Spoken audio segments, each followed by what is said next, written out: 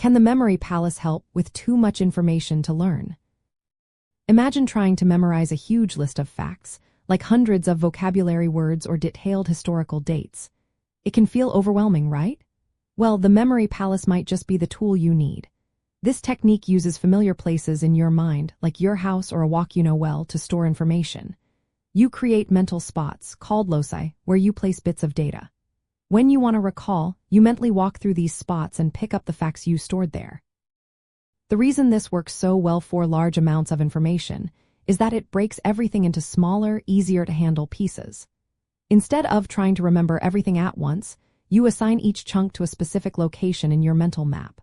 For example, you might put dates in your kitchen, vocabulary words in your living room, and historical figures in your backyard. When you need to remember, you just walk through your mental house and see each piece in its place.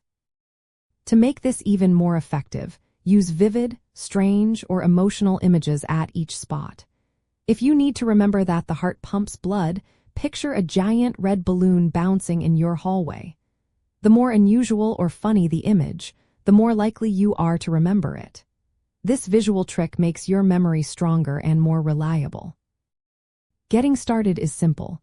Pick a place you know well, like your childhood home or your daily walk route. Assign each piece of information to a specific spot along your mental path. Practice walking through your palace and actively recalling what you stored there. Don't just look at your notes. Challenge yourself to remember without peeking. This active recall makes the memory stick better.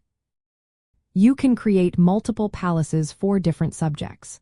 For example, one for science, one for languages, and another for history. This keeps your mental spaces organized and prevents confusion. If you're learning a lot of facts, this method helps you avoid feeling swamped. But it's not perfect for everything.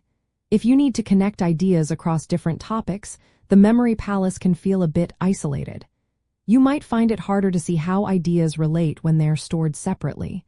Also, building your palaces takes time upfront. You need to invest some effort to set them up. Once they are built, though, reviewing them is quick and easy. To get the best results, combine the memory palace with other strategies like spaced repetition and active practice. Use it to memorize facts, then test yourself by applying what you've learned. This way, you're not just storing information but also learning how to use it. In short, the memory palace can handle a lot of information if you organize it well. It's especially good for memorizing lists, facts, and discrete pieces of data. Pair it with other study methods, and it can turn what seems like an impossible mountain of information into a series of manageable mental walks.